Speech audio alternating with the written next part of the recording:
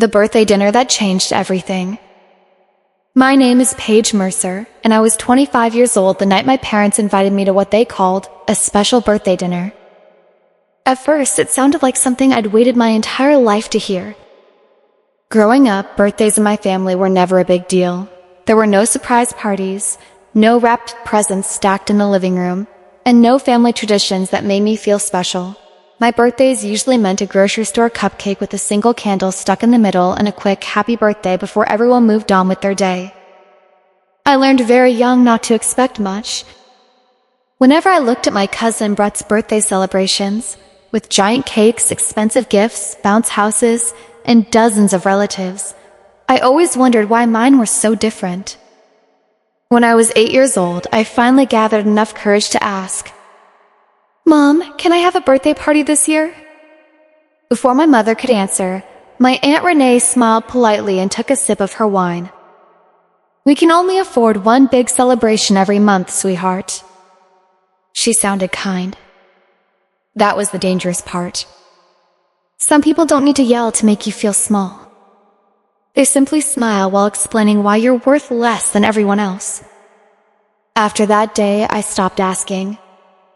No birthday parties, no presents, no expectations. It was easier that way. By the time I reached high school, I had convinced myself I didn't even like birthdays. The truth? It hurt too much to care. The night of my 25th birthday felt different from the moment I arrived.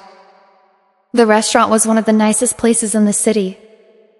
Elegant lighting, soft piano music, white tablecloths, crystal glasses. It wasn't somewhere my parents had ever taken me before. My mother, Diane Mercer, was wearing her expensive gray cashmere sweater, the one she usually saved for business meetings and funerals. My father, Wesley, had already checked us in before I reached the hostess. "The reservation is under Diane Mercer." Not Paige. Not birthday girl. Just Diane. That tiny detail shouldn't have bothered me. But it did. Everything about the evening felt rehearsed. There were no balloons. No birthday decorations. No cake waiting in the kitchen. Not even a birthday card. Just 3 people sitting around a perfectly arranged table, while silence settled between us like heavy fog. I've worked as a paralegal in a trust and estates law firm for several years.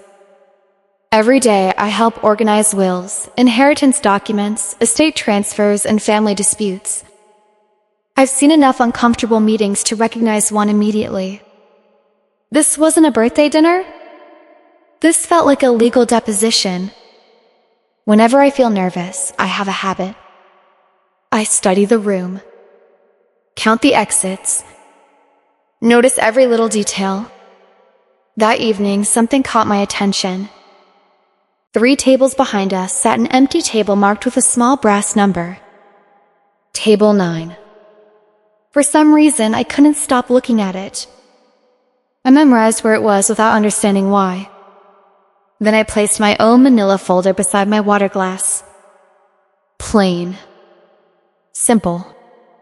Unlabeled, at least from where my parents sat. My mother glanced at it for less than a second.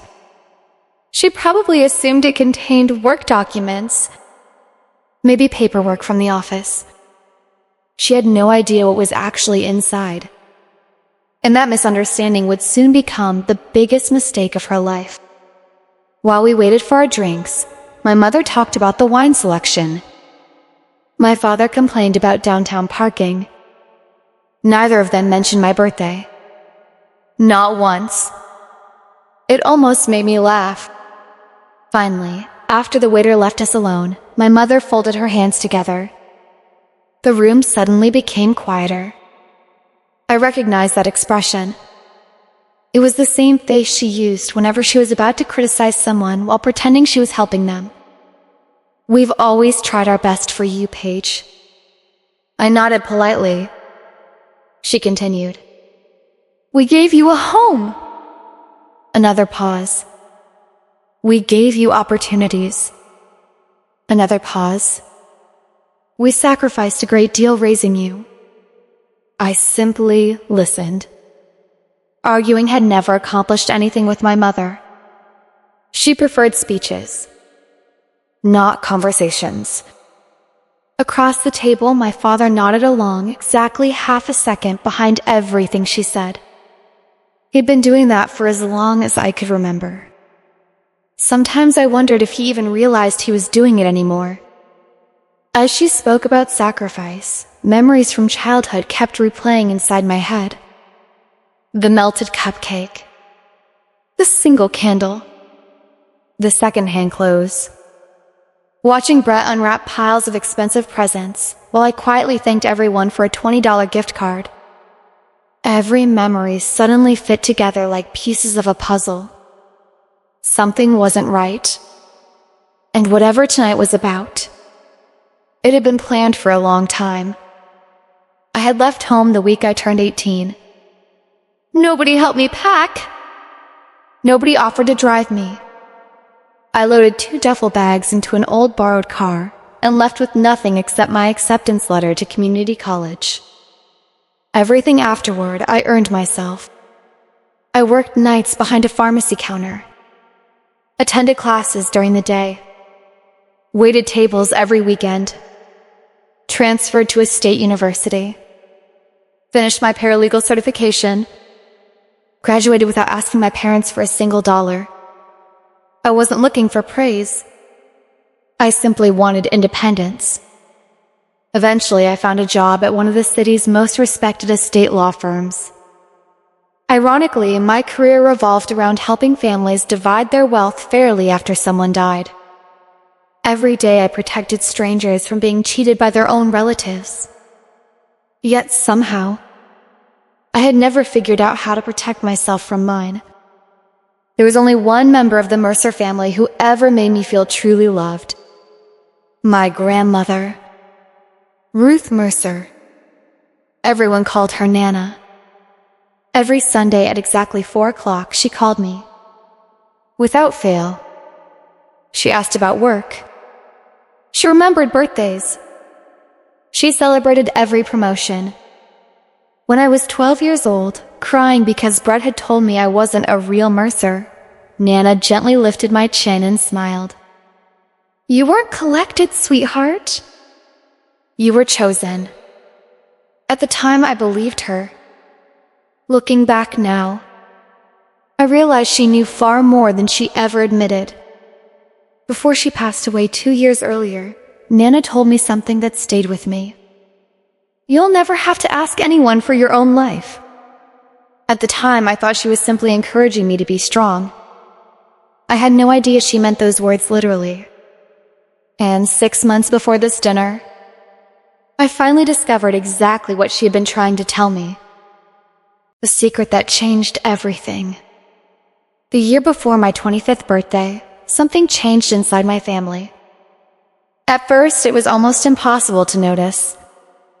Phone calls became shorter.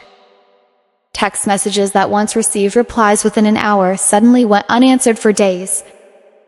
Holiday invitations stopped arriving unless I reminded someone I existed. When Thanksgiving came around, my mother acted surprised that I showed up empty-handed. You didn't bring anything? She asked. I didn't know I was supposed to. We assumed you knew. No one had told me. But somehow it still became my fault.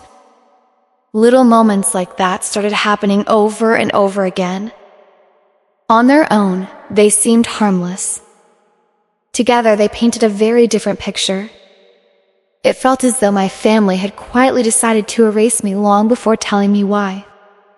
The strangest change came from my Aunt Renee. She had suddenly become obsessed with one word: blood. She used it constantly. Family group chats were filled with messages like, "This weekend is just for blood relatives. The lake house only has room for blood family this year. Blood should stay together." Every time I read those messages, something twisted inside my stomach. Nobody directly told me I wasn't welcome. They didn't have to. Sometimes exclusion doesn't need to be spoken aloud.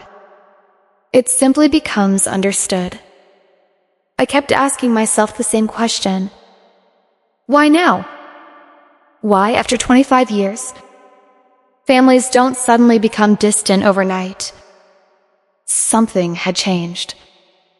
I just didn't know what. Then, one evening in early March, my phone rang. My mother's name flashed across the screen. That alone surprised me. She rarely called without a reason. When I answered, her voice sounded unusually warm, almost cheerful.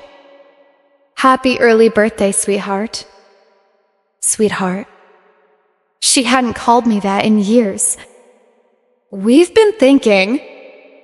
We never really celebrated your birthdays properly. We'd like to change that. She suggested dinner. A nice restaurant. Just the three of us. Everything inside me told me something was wrong.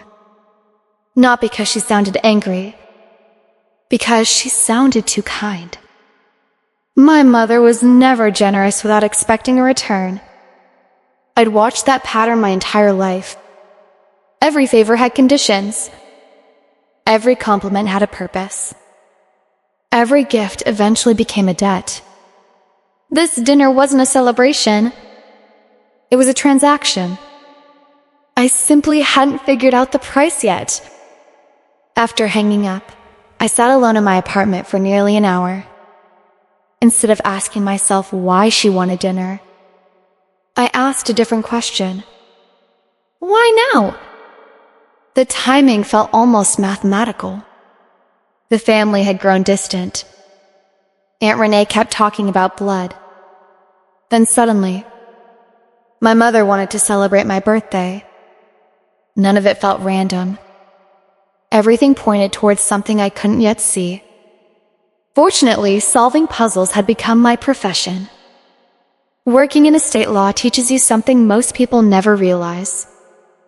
Money leaves patterns. Inheritance leaves paperwork. Secrets leave trails. You simply have to know where to look. A few months earlier, after Nana passed away, I had finally done something I'd thought about for years. I registered with the state's adoption reunion registry. I wasn't expecting much.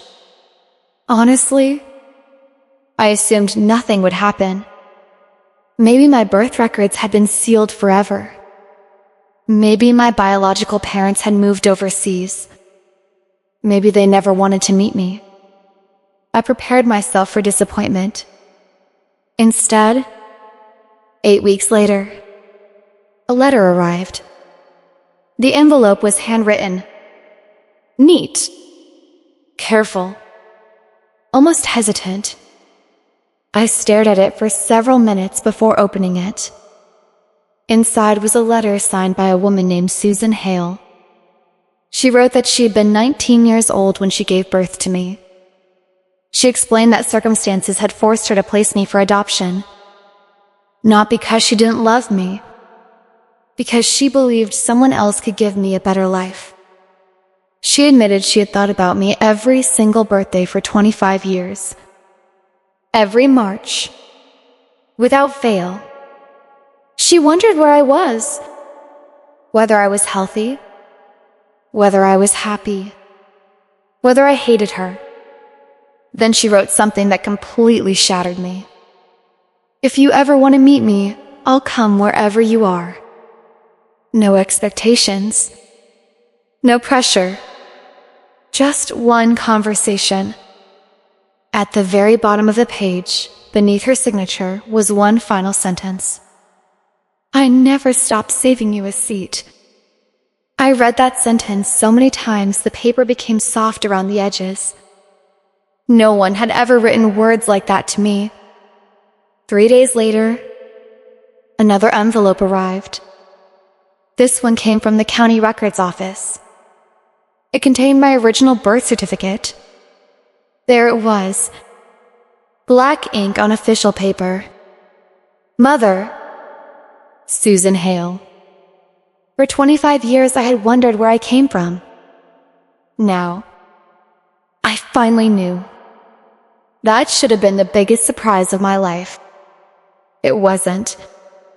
Because while requesting those records, I did something purely out of habit. I searched another file. My grandmother's trust. At work, I reviewed trust documents every single day. Looking through Nana's paperwork felt natural. Professional curiosity. Nothing more. Or so I thought. Then I found it. One paragraph. One page. One sentence. Everything changed. The trust explained that my parents had been receiving monthly caregiver distributions while raising me. Money. Every month. For years. At first I assumed it had ended when I became an adult. Then I noticed another clause. The payments would continue until my 25th birthday. My heart nearly stopped. That was my birthday. This birthday. The exact one my parents suddenly wanted to celebrate. Then I read the next sentence. Upon the beneficiary reaching age 25, all remaining trust assets shall transfer directly to Paige Mercer through the appointed trustee. I read it once. Twice. 5 times. There was no misunderstanding. My grandmother had protected me. Legally. Carefully. Years before she died. She hadn't trusted my parents. She had built an invisible wall around my future. And that wall became active. On my 25th birthday, everything suddenly made sense. The family becoming distant. Aunt Renee's constant comments about blood. My mother's sudden kindness. The birthday invitation. None of it had anything to do with me. It had everything to do with money. They knew the trust payments were ending. They knew the remainder belonged to me. And they were preparing for it. The next morning, I took a personal day from work. Not because I doubted the documents. Because I wanted confirmation from someone with absolutely no connection to my family. I hired an independent estate attorney. She spent 2 hours reviewing every page. Finally, she closed the folder. Everything here is valid. The trust is airtight. Your grandmother knew exactly what she was doing. Your parents cannot stop this. What about changing their will? I asked. She smiled gently. They're welcome to rewrite their will every day for the rest of their lives. It won't affect this trust. Not even a little. I felt 20 years of anxiety disappear in one afternoon. Before leaving her office, I asked one more question. What would you do? She leaned back thoughtfully. I'd prepare. Quietly. Let them underestimate you. That advice became my entire strategy. I assembled one simple manila folder. Inside were only 3 documents. The attorney's retainer letter proving I had legal representation. The trust distribution schedule showing exactly where the inheritance belonged. And my original birth certificate. 3 pieces of paper. Nothing more. Then I placed them inside my desk drawer. For 6 months, they waited. Until my parents unknowingly invited me to the perfect place to open them. During those same 6 months, I met Susan for the first time. She suggested a small diner halfway between our cities. I don't want you driving too far, she'd written. Such a tiny sentence. Yet somehow, no one had ever cared about making things easier for me before. When I walked inside, she immediately stood. She looked nervous. Terrified, actually. She had brought a photo album, but kept opening and closing it without showing me.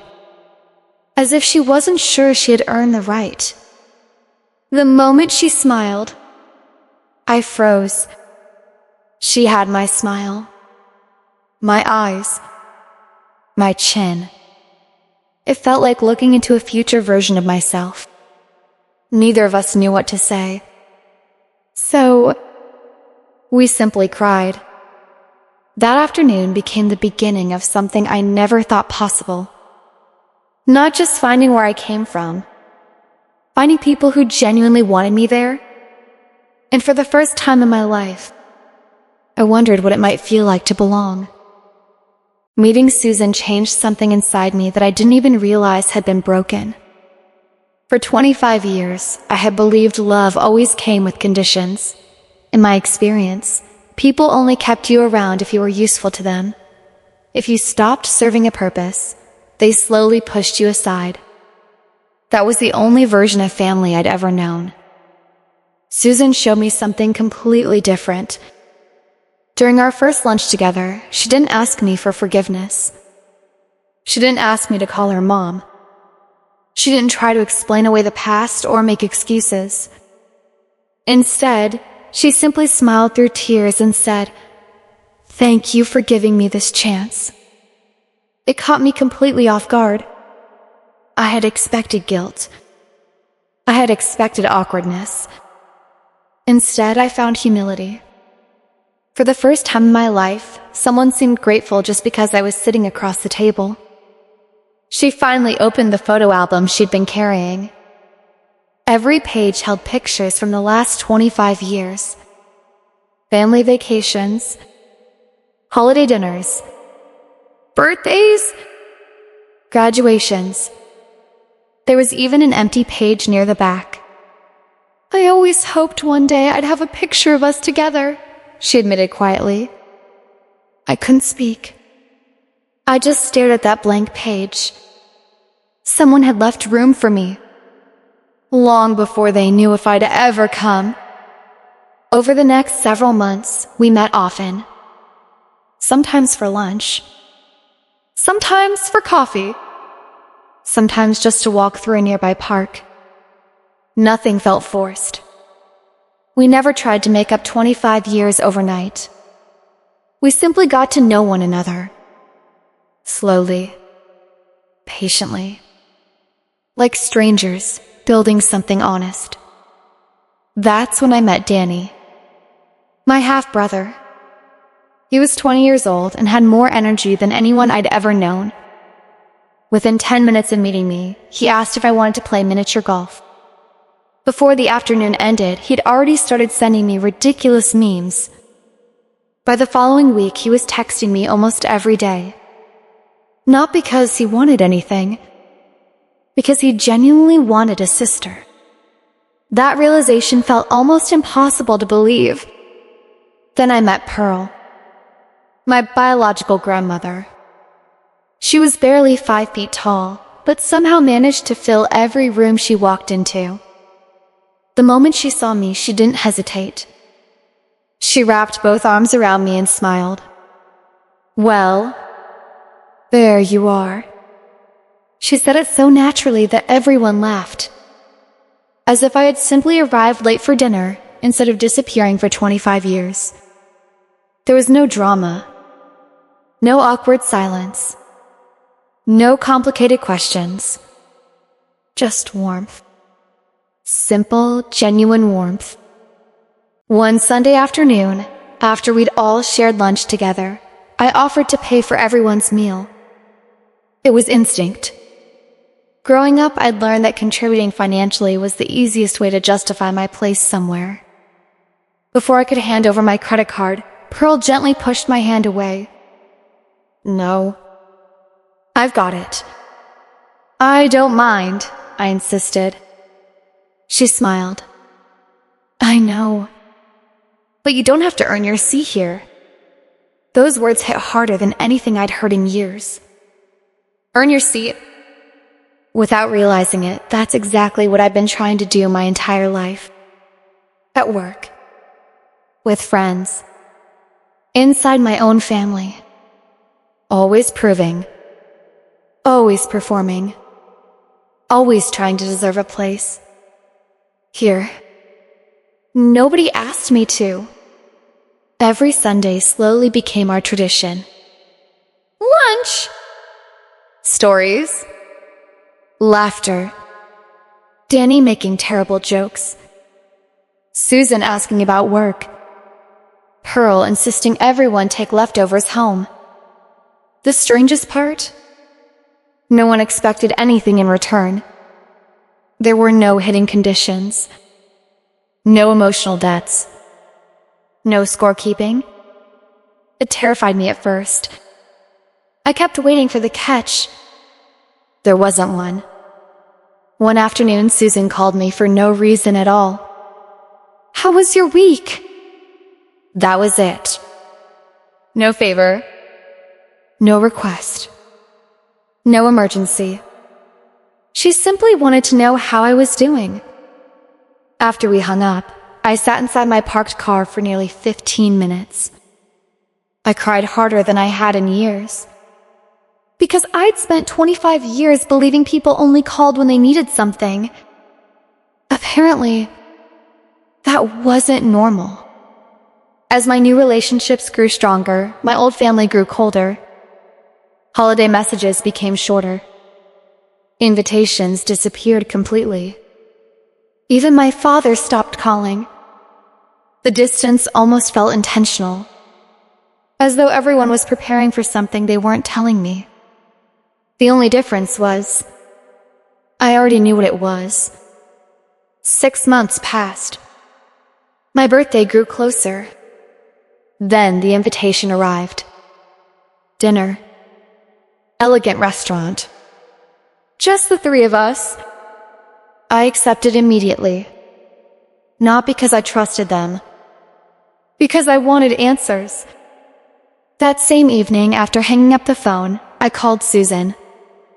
I have a strange request. Anything. My parents invited me to dinner. She stayed quiet. I explained everything. The trust. The strange behavior. The adoption records. The growing feeling that something was about to happen. Finally, I asked, "Would you come?" There was only a second of silence. Then Susan laughed softly. We'd be honored. We?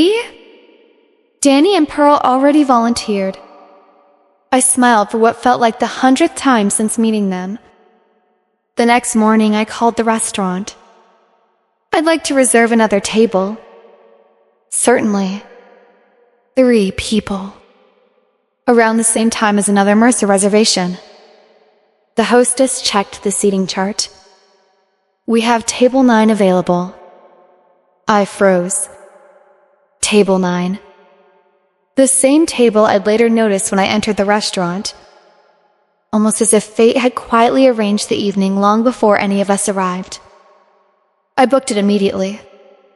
We made one simple plan. Susan? Danny? Pearl? They would arrive a few minutes after my parents. They would order dinner quietly. They wouldn't interrupt. They wouldn't confront anyone. They would simply be there. When everything was over, I'd walk over to them. Nothing more. Some people later asked why I invited them at all. The answer is simple. Because I didn't want to be alone. For 25 years, every difficult conversation in my life had happened with nobody standing beside me. This time, I wanted people who loved me nearby. Not to fight my battles. Just to remind me I wasn't facing them alone anymore. There's a huge difference. The afternoon of my birthday finally arrived. I spent longer getting ready than I expected. Not because I wanted to impress anyone. Because I wanted to feel confident. Calm. Prepared. Before leaving my apartment, I checked the manila folder one last time. The attorney's letter. The trust documents. My birth certificate. Everything was exactly where it belonged. I slid the folder into my bag, locked my apartment door, and drove toward the restaurant. When I arrived, I sat in my car for several minutes without moving. The parking lot was quiet. The evening sun reflected off the restaurant windows. Inside, my parents were already waiting. I could have driven away. Part of me wanted to. Instead, I remembered something Pearl had told me only a week earlier. The truth doesn't become less painful because you avoid hearing it. She was right. Whatever happened tonight, it was finally time. I looked into the rearview mirror, smoothed my jacket, picked up the folder, then whispered something to myself. You already belong somewhere. It wasn't just encouragement. It was a reminder. No matter what happened inside that restaurant, I wasn't losing my only family anymore. I had already found another one. That realization changed everything. When I stepped through the restaurant doors, the hostess smiled warmly. "Happy birthday, Miss Mercer!" She led me toward the dining room. As we walked between the tables, my eyes naturally drifted across the room. There it was. Table 9. 3 empty chairs waiting quietly beneath the soft lights. Soon, those chairs would be filled. And by the end of the evening, everything I thought I knew about family would change forever. I took one deep breath, straightened my shoulders, and walked toward my parents. I had no idea what words they were about to say. But unlike them, I already knew the truth. The truth they thought would break me. The waiter poured our drinks and quietly stepped away. For a few moments, nobody spoke. The restaurant buzzed softly around us, glasses clinking, silverware tapping against plates, quiet conversations blending into the background. To anyone watching, we looked like an ordinary family celebrating a birthday. Only we knew that wasn't why we were there. My mother studied the wine list without really reading it. My father adjusted his napkin for the 3rd time. Neither of them had wished me a happy birthday. Not once. Finally, my mother folded her hands together on the table. She took a slow breath. We've been thinking about how to have this conversation for a very long time. Her voice was calm, almost rehearsed. I recognized that tone immediately.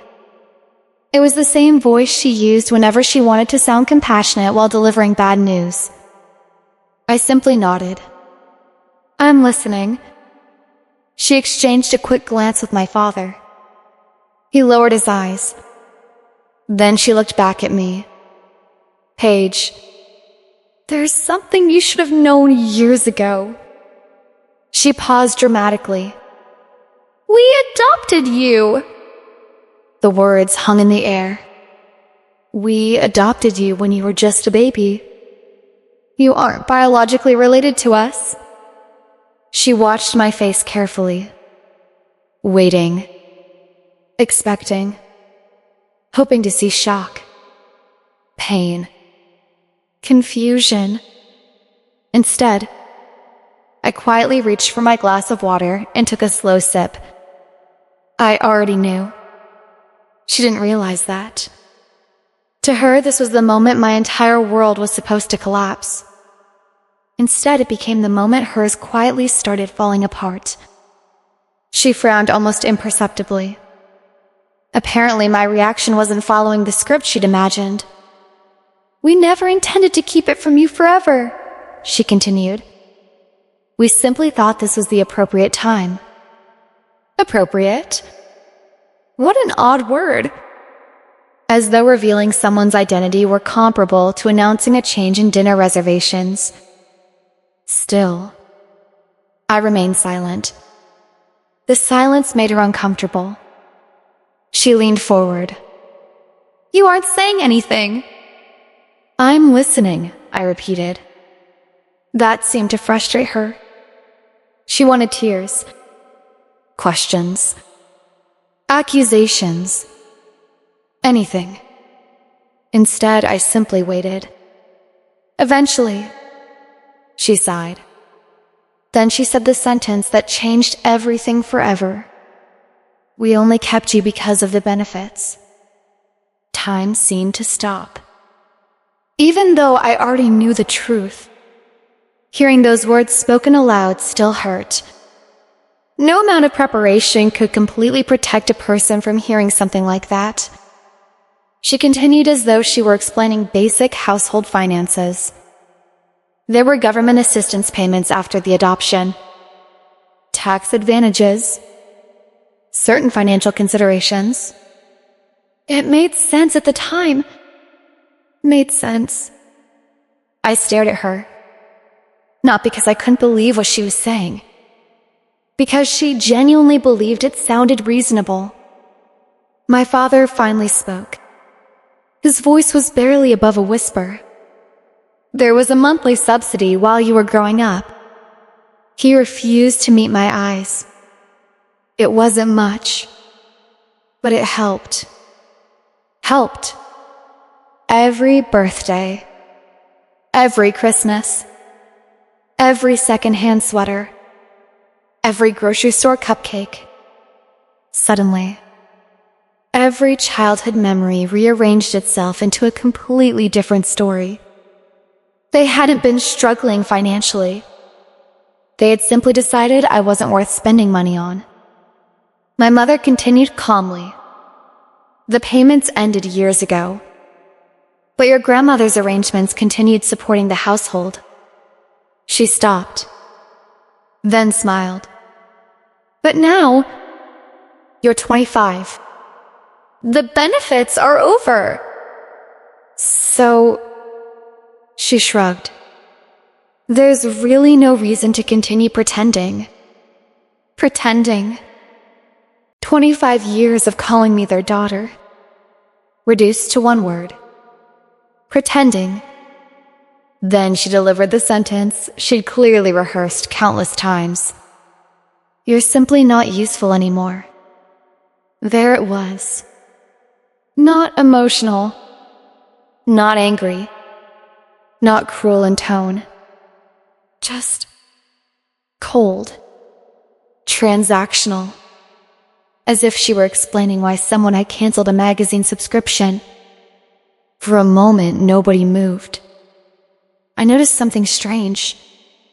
My hands weren't shaking. I had expected them to. Instead, I felt strangely calm, almost detached. Like I was watching someone else's life unfold across the table.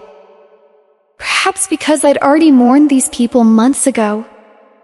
Tonight simply confirmed what I had already accepted. Then my father reached into a leather portfolio beside his chair. He removed several neatly organized papers. Without saying another word, he slid them across the white tablecloth until they stopped directly in front of me. We've already updated everything. He cleared his throat. You've been removed from our estate. Our will. Any inheritance? We wanted to explain everything in person, so there won't be confusion later. His voice sounded practiced, like someone repeating advice a lawyer had carefully given him. I looked down at the documents. Years of working in estate law had trained my eyes to recognize legal paperwork instantly. Within seconds, I understood exactly what I was looking at. And I almost smiled. Not because the papers hurt, because they revealed something far more important. My parents had made a catastrophic mistake. They had rewritten their own will. They had officially removed me as the beneficiary. Legally. That changed absolutely nothing. Nothing. Because Nana's trust wasn't controlled by their will. It had never been. They were trying to disinherit me from assets they didn't own. It was like changing the locks on a house that belonged to someone else. Completely meaningless. The trust remained untouched. and neither of them seemed to realize it. I slowly pushed the papers back toward the middle of the table, not accepting them, not rejecting them, simply leaving them there. My father noticed. His eyes drifted toward the manila folder resting beside my plate, then back to me, then back to the folder again. Something inside him shifted. For the first time that evening, he looked nervous, very nervous. My mother misread his expression. She assumed he felt guilty. She reached over and gently patted his arm. "We're doing the right thing." Then she looked at me again. "You understand, don't you?" I didn't answer. She sighed impatiently. "You've always been practical. You know life isn't sentimental. There comes a point where everyone has to move on." Move on? From what? Being their daughter? Apparently so. The silence stretched longer. She became visibly irritated. Finally she asked, "Well, aren't you going to say anything?" I considered the question carefully. There were hundreds of possible answers. 25 years worth of pain waiting to spill out. Instead, I asked only one. "Is that everything?" She blinked. "What? Is there anything else you wanted to tell me tonight?" She frowned. "No. I think we've explained ourselves." I nodded slowly. Good. Because I wasn't finished listening. I was waiting for them to reveal everything they thought they knew. And neither of them had any idea. They were still only halfway through their performance. As my mother reached for her wine glass again, I noticed movement near the back of the restaurant. Table 9. 3 familiar faces quietly entered. Susan, Danny, Pearl. The hostess guided them to their table exactly as planned. They smiled politely when they saw me. I gave the smallest nod. Nothing more. No one at my parents' table noticed. Not yet. They were too focused on believing they still controlled the evening. They had no idea the people who had been saving me a seat for 25 years had just arrived. And before this dinner ended, everyone in that restaurant would understand the difference between a family that keeps someone for benefits and a family that keeps a chair empty simply because they never stopped hoping she'd come home. The waiter returned with our appetizers, carefully placing each plate in front of us before sensing the tension hanging over the table. With an awkward smile, he excused himself and quickly disappeared. None of us touched the food. My mother folded her napkin with perfect precision, convinced the difficult part of the evening was over. She believed she had won. She believed she'd shattered my world. Most importantly, she believed I had no idea what came next. She couldn't have been more wrong. I looked down at the legal documents one more time. The language was familiar. I drafted similar documents dozens of times at work. The legal wording sounded intimidating, but once you understood estate law, it was obvious what they had done. They had revised their personal will.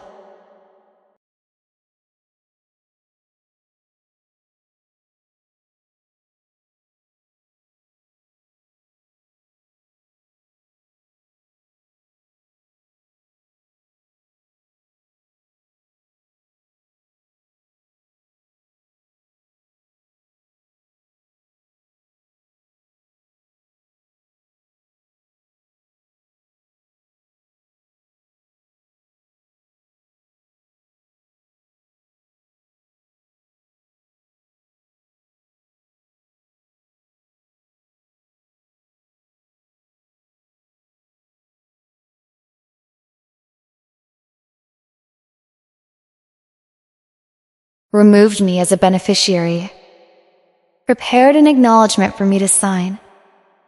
Everything had been professionally written. Everything. Except it targeted the wrong legal document. I almost admired the effort. Almost. My father noticed my eyes moving across the pages. "You understand what this means?" he asked quietly. "I understand perfectly." Relief briefly crossed his face. He assumed I meant I understood I had lost everything. Instead, I understood exactly how badly they had misunderstood their own situation. My mother reached into the portfolio again. This time she removed a single sheet of paper and placed a silver pen beside it. "We'd appreciate it if you'd sign this before we leave." I glanced down. It wasn't simply an acknowledgement. It was a waiver. A carefully written legal release stating that I accepted their decision and agreed not to challenge it in the future. I nearly laughed. Not because it was clever. Because it was desperate. People often make the same mistake when they're emotional. They sign documents before they fully understand them. I've seen grieving families lose houses, businesses, entire inheritances, simply because someone handed them a pen while they were still in shock. My parents expected that tonight. Reveal the adoption. Break my heart. Present the paperwork. Collect the signature. Walk away. It was almost elegant. If only they'd targeted the correct estate. I left the pen exactly where it was. "I won't be signing anything tonight." My mother's smile tightened. "Why not?" "I prefer reading legal documents carefully. It's very straightforward." "I'm sure it is." "Then what's the problem?" "I don't sign contracts during emotional conversations." Her expression hardened. "We're your parents." "I know." "You can trust us." The irony almost made me smile. Across the table, my father's attention drifted once again toward the manila folder beside my plate. He had noticed it from the moment I arrived. Now, it seemed to be bothering him. "What exactly is in that folder?" he finally asked. I rested one hand on top of it. "Work." That wasn't technically a lie. Trust documents were absolutely part of my work. Still, the answer clearly didn't satisfy him. My mother interrupted. "It doesn't matter." Then she looked directly at me. "This doesn't need to become unpleasant." "It already is." Her jaw tightened. "We've treated you fairly." I looked at her. Fairly? The word echoed in my mind. Fairly? Was that what she called 25 years of measuring my worth in dollars? Before I could answer, another voice entered the conversation. "Well, I hope we're not interrupting." I turned. My Aunt Renee stood beside the table wearing her brightest smile. Behind her, Brett, my cousin. The same cousin who had once told 12-year-old me I wasn't a real Mercer. "What a coincidence," Renee said dramatically. We happened to be nearby. I almost admired the performance. Almost. Because nothing about this was a coincidence. Without waiting for an invitation, Renee pulled over another chair. Brett remained standing beside her. My mother smiled with obvious relief. Apparently, reinforcements had arrived. "You don't mind if we join you?" Renee asked. Before I could answer, she sat down anyway. "I just think family should be together during moments like this." Family. There was that word again. Only now, She emphasized a different one. Real family. She smiled sweetly. You've always understood that blood should stay together. Blood? Again. That word had followed me for nearly a year. Now it finally made sense. Brett crossed his arms. You've always known you were different. His tone carried exactly the same smug confidence I remembered from childhood. Some people never grow. They simply become older versions of the same bully. I looked around the table. My mother. Satisfied. Renee. Confident. Brett. Smirking.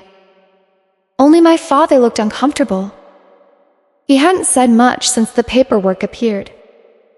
Instead, he kept staring at the folder, almost as though he suddenly remembered something. Something important. Finally, he spoke. Quietly. So, have you been working on anything involving? He hesitated. Grandmother's estate? The table instantly became silent. Even Renee stopped smiling. My mother slowly turned toward him. What are you talking about? He ignored her. His eyes stayed fixed on me. I realized something in that moment. He knew. Or at least, he suspected. Unlike my mother, my father had always handled the financial paperwork. He understood trusts. He understood inheritance. And judging by the fear slowly appearing on his face, he was beginning to realize exactly what I knew. I looked directly at him, then calmly asked one simple question. Dad, when you updated your estate, which documents did your attorney review?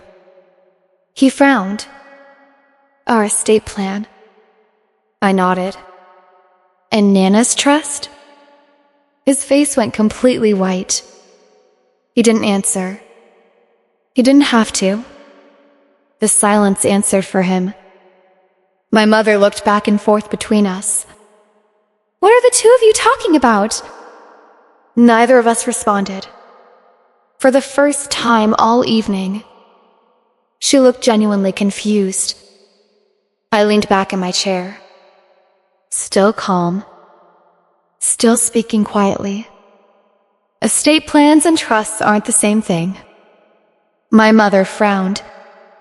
Of course they are. No. They're completely different legal instruments. She laughed dismissively. You're trying to sound clever. I simply smiled. I'm trying to understand something. I turned toward my father again. You filed against your own estate. He swallowed. Yes. But... I paused. Did your attorney ever discuss Nana's trust? His hands tightened around his water glass. No? The word barely escaped his lips. And in that single answer, everything changed. Because now, I knew for certain. They had spent months preparing legal documents, paid attorneys, rewritten wills, planned this elaborate dinner, organized surprise witnesses, prepared waivers, all while completely overlooking the one document that actually mattered. Nana's trust. Across the room, at table 9, Susan looked toward me. Not worried. Not frightened. Simply waiting. Danny quietly set down his fork. Pearl folded her hands in her lap. They trusted me. Completely. That confidence gave me even more peace. Back at our table, my mother finally lost patience. Enough with the legal nonsense. Sign the papers. I looked down at the silver pen.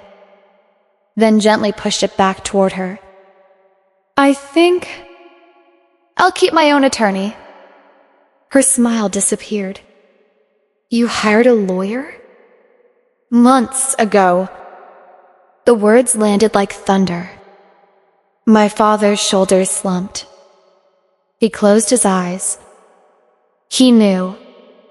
He knew exactly what that meant. My mother stared at me. What attorney? I placed my hand on the manila folder, the one whose letter is sitting right here. Nobody moved. Nobody spoke. For the first time that evening, the balance of power shifted. They had invited me here believing I was unprepared. Instead, they had walked into a meeting where I had been ready for 6 months.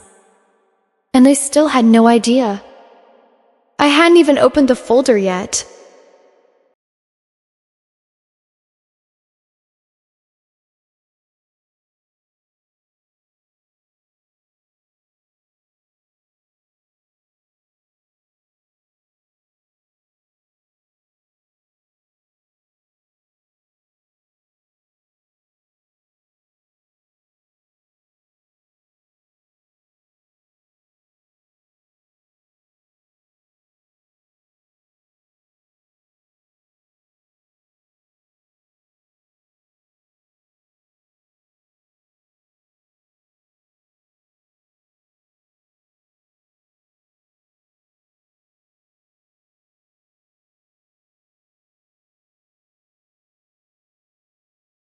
The silence around our table felt almost unreal.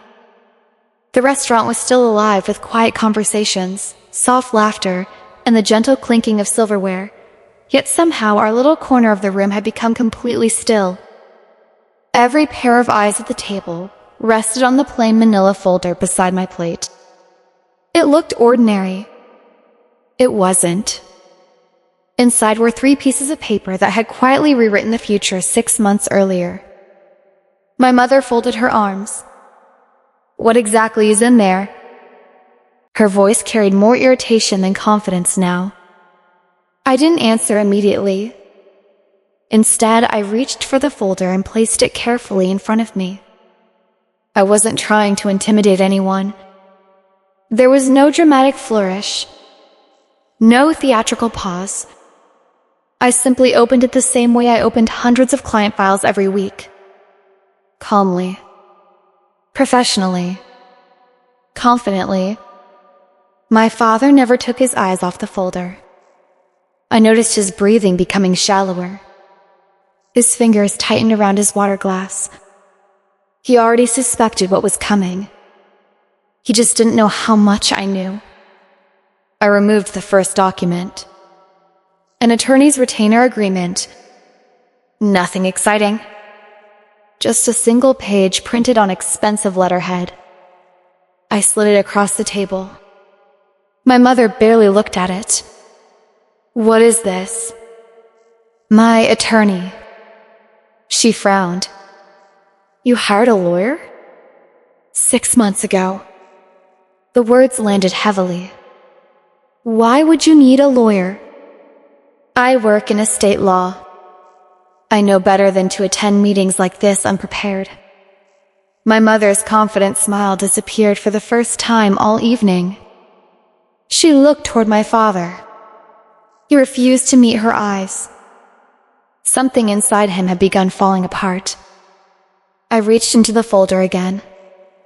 This time, I removed the document that mattered.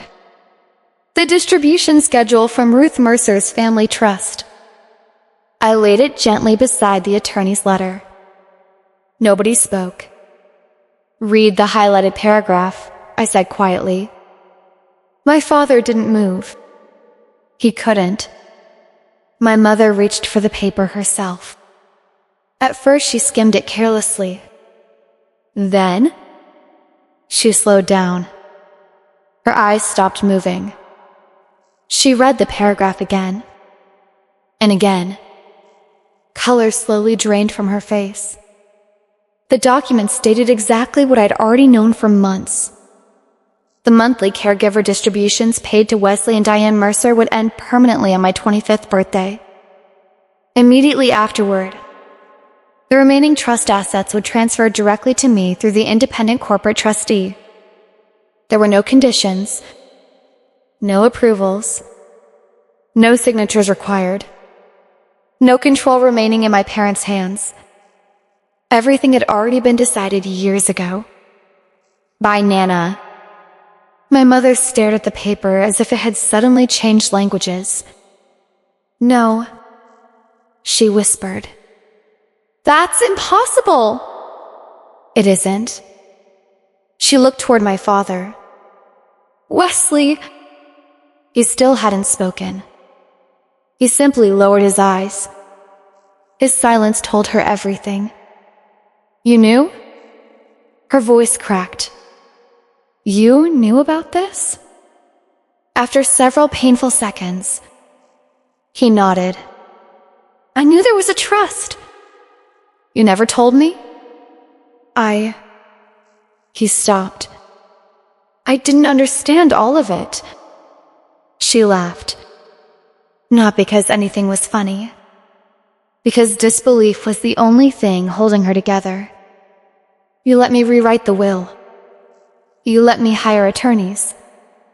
You let me plan all of this. He closed his eyes. I thought, it wouldn't matter. She stared at him. It doesn't matter. He whispered the words like someone attending his own funeral. Our will doesn't affect Mother's trust. For the first time in my life, I watched my mother's confidence completely disappear. Not slowly. Instantly. Like someone switching off a light. Everything she'd built this evening upon had collapsed. She picked up the trust document again. Her hands trembled. There has to be some mistake. There isn't. We can contest it. No. We can challenge it. No. There must be something. There isn't. Each answer was calm. Simple. Final. Years of estate law had taught me something important. Sometimes the strongest argument isn't louder. It's shorter. My Aunt Renee leaned across the table. Let me see. She snatched the document from my mother's hands. After only a few lines, her confident expression vanished too. What does remainder mean? I answered before anyone else could. It means everything left. Her eyes widened. Everything? I nodded. Everything. Brett finally spoke. So? Your grandmother left everything to you? I looked at him. No. She protected what she believed belonged to me. There's a difference. A very important one. My mother suddenly pushed her chair backward. The legs scraped loudly across the hardwood floor. Several nearby diners turned to look. This isn't fair. I blinked. Fair? You tricked us. I did? You knew. Yes. You let us continue. Yes. Her voice rose. You should have told us. I almost smiled. Why? You certainly didn't tell me why you invited me here. Silence.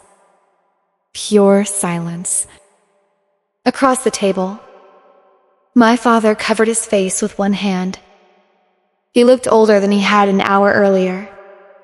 Smaller somehow. Like the weight of 25 years had finally caught up with him. I told you.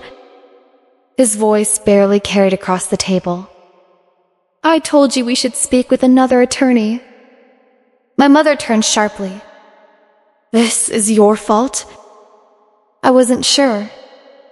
You weren't sure? I didn't know if Mother... He stopped, then quietly admitted the truth. I think she knew. Knew what? My mother's voice cracked. He looked directly at her for the first time all evening. I think Mother knew exactly what we were. No one answered. No one needed to. Because deep down, every person at that table understood. Nana hadn't created the trust by accident. She hadn't chosen those dates randomly. She hadn't appointed an independent bank trustee without reason. She had seen everything. Years before any of us realized it. She had quietly built a legal wall around the granddaughter she knew would one day need protection. My throat tightened. For the first time that evening, I wasn't thinking about money. I was thinking about Nana. About every Sunday afternoon. Every grilled cheese sandwich. Every hug. Every quiet conversation. She had protected me until her final breath. Even after she was gone, she was still protecting me. My mother slammed one hand against the table. The silverware rattled. This isn't over. It already is. You can't just take everything. I didn't. Yes, you did. No. I looked directly into her eyes. Nana made her decision years ago. I'm simply respecting it. She pointed toward the folder. You planned this. I prepared. Same thing. No. They're very different. Again. Silence. Heavy. Unavoidable. Then I reached into the folder one final time. There was only one document left. My original birth certificate. I placed it gently beside the trust papers. Susan Hale. Printed clearly beneath the word mother. My adoptive mother's eyes immediately fell upon the name. She didn't understand why I was showing it to her. Not yet. But in only a few minutes. She would. And when she finally turned around, she would discover that the people who had been waiting 25 years to welcome me home had been sitting only 3 tables behind her the entire night.